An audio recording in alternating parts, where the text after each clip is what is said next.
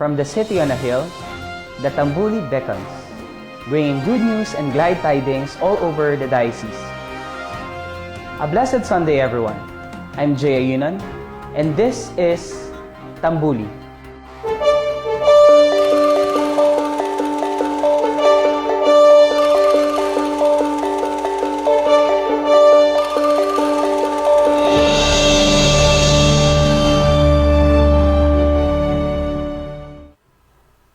In this edition, the Diocesan Catechetical Ministry holds its annual in-service training for catechists.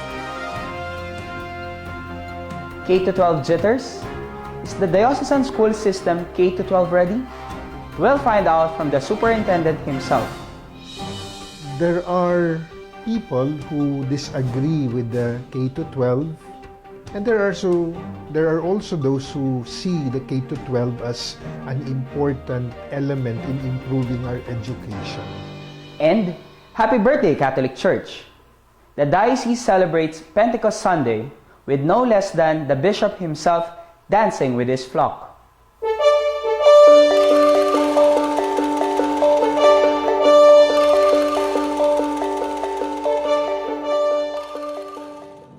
The Diocese of Cubao Catechetical Ministry had its in-service training last June 1 to 4, 2015 for full-time and volunteer catechists.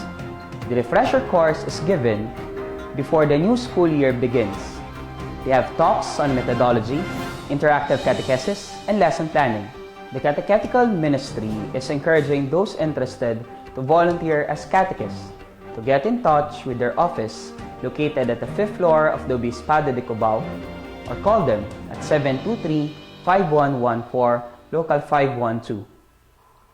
Speaking of the start of classes, some may be wondering if the Diocese of Cubao educational system or Diocese K-12 ready. We have spoken with Reverend Father Raymond Joseph Are, Superintendent of Diocese, and asked him to enlighten us about the matter. One of the controversial things that we are preparing for is the so-called K-12 program of the government.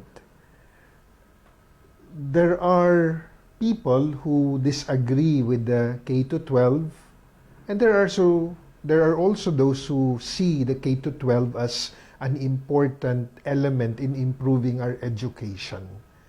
Karamihan sa mga hindi gusto tungkol sa K-12 ay unang-una, ito ay dagdag sa gastusin ng mga magulang.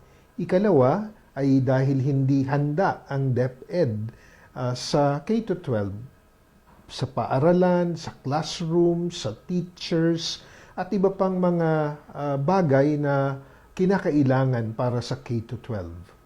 When we look at our parochial schools in the diocese in terms of K-12, we have been preparing for this since 2 years ago.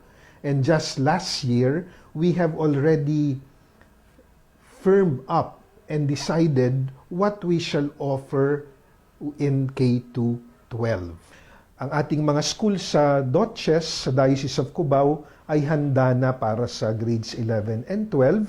Meron tayong 4 na mga eskwelahan, ang Immaculate Conception Cathedral School, ang Santo Niño Parochial School, ang St. Joseph Catholic School, at Holy Family Parochial School. Ang 4 na mga schools na ito ay mag-o-offer ng grades 11 and 12, at ang track na i-offer nila ay academic track at general education track. Hot in the news this week, the new assignments of priests in some parishes of the diocese. Let us hear our beloved Bishop Onesto Onchoco as to the importance of priests taking on new assignments. Alam ko, gusto niyong makibalita sa mga pangyayari sa ating diocese. So itong mid-June, magkakaroon po tayo ng lipatan ng ilang pare. Siguro nagtatanong kayo, bakit kailangan pa ilipat yung mga pare? So, unang-una po, iba't iba ang ating mga parokya. So, kailangan lamang lumawak ang experience sa karanasan ng isang pare. At kung sakaling mahusay siya, edi mapapakinabangan naman ng ibang parokya. So, marami tayong dahilan. And sa ngayon po, sabi natin, takbo ng panahon, dati lakad ng panahon. Mabilis. And people don't want to get bored, no? So, they want new challenges. So, ayaw lang minsan yung mahabang yung kanilang paglilingkod sa isang lugar. They want new challenges. And that is necessary. Kailangan po ito. It would mean growth in their commitment, growth in their priesthood, growth in their appreciation of the gift of God that they have received.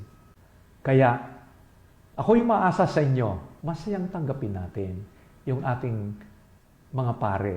At sana, huwag naman ikumpara ang bawat isa sa kanyang kapwa pare. Kanya-kanyang talino yun eh. Kahit na yung mga magkakapatid, kapag kinumpara mo isa sa kapatid niya, nasasaktan. Ano po kaya yung mga pare? Kaya sana po, we accept them for what they are, who they are, at sa inyong walang sawang suporta, uunlad, susulong ang pagkapare ng ating kaparian sa Diocese of Cubao. Umaasa ko sa inyo.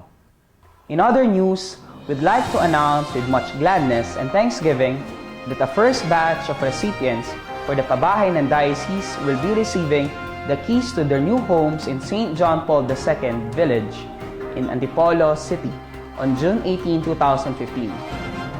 23 employees of the Diocese of Cubao are blessed to finally have a permanent and decent place to live with their families.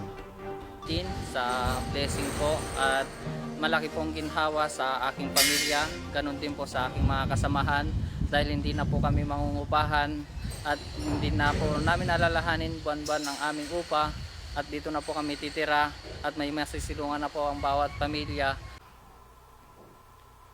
The Pabahay ng Diocese is a housing project of the Diocese of Cubao for its employees. More houses are yet to be built.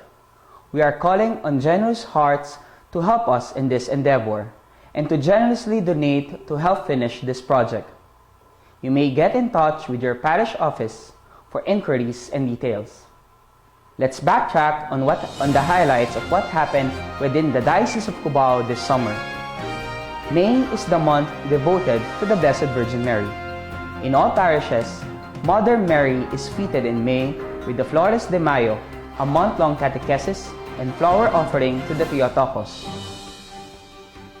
Also in May this year, Pentecost Sunday was celebrated last May 24 at the Our Lady of Pentecost Parish, Fiesta in Varsity Hills, Quezon City. The devotion of the faithful was conveyed in a Caracol Festival Parade. Parishioners joyfully and cheerfully danced in the streets. The father of the diocese, Bishop Honesto F. Onchoco Didi himself, danced along in the festive music. And that's all that we have this week. I'm Jay Ayunon. Join us again next time as we bring you more stories from in and around the diocese. At the next sermon of the